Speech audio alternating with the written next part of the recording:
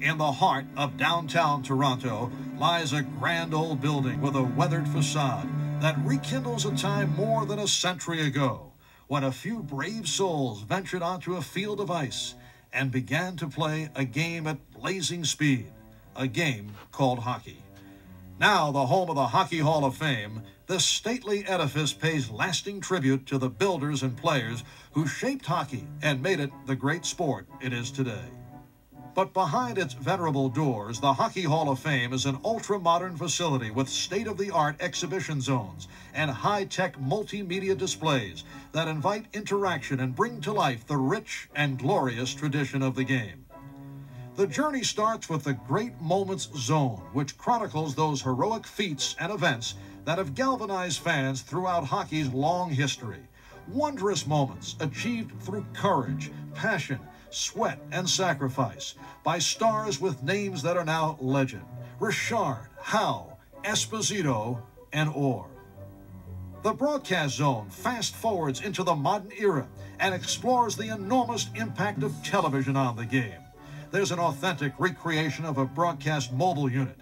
You can be the play-by-play announcer of an actual game and call out those immortal words of Foster Hewitt: "He shoots, he scores." The rink zone jumps into the interactive age and lets you experience what it's like to be a big league hockey player. There's a scale rink with high-tech plastic ice where you can test your skills. Be the shooter and test your shooting skills against strategically placed targets. Or be the goalie and see how you fare against the simulated rapid-fire shots of professional players. Who knows, the game may have found a future star. In the dressing room zone, you enter the rarefied domain of the Montreal Canadiens, the winningest team in NHL history. The dressing room is reconstructed in exact replica and is fully equipped right down to the coach's chalkboard and exercise alcove. You can stand and imagine where mighty champions once stood and experience a legacy that has spanned decades. It's difficult to fathom a time when goaltenders played without headgear, but it wasn't until 1959 that the great Jacques Plante designed and wore the first goalie face mask.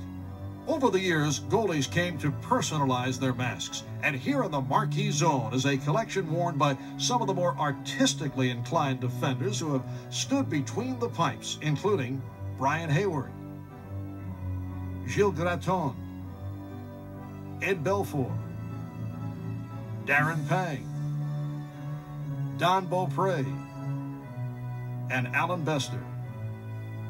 Of all the exhibits at the Hockey Hall of Fame, the one that elicits the most reverence and awe is a spectacular vaulted chamber known as the Great Hall. It is the hallowed ground of hockey's proud history.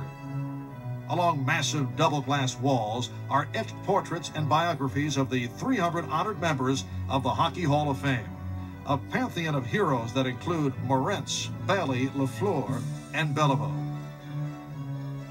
And in the center of this magnificent room stand the gleaming trophies that honor outstanding achievement in the National Hockey League. Among them, the Clarence Campbell Bowl, awarded to the team that wins the Campbell Conference, and the Prince of Wales Trophy, which goes to the winner of the Wales Conference. Individual awards include the Conn Smythe Trophy, which is awarded to the most valuable player in the playoffs, the Vezina, which goes to the outstanding goalkeeper as voted by the general managers, the Hart Trophy, awarded to the player judged to be the most valuable to his team, and the Art Ross Trophy, which goes to the player with the most scoring points during the season. And finally, the most coveted prize of all, the Stanley Cup, hockey's crowning jewel. A gift of Lord Stanley of Preston in the late 19th century, the cup's polished surface symbolizes the game's origins, when more than 100 years ago, a courageous few ventured onto a field of shimmering ice and began the fastest game of the world, a game called hockey.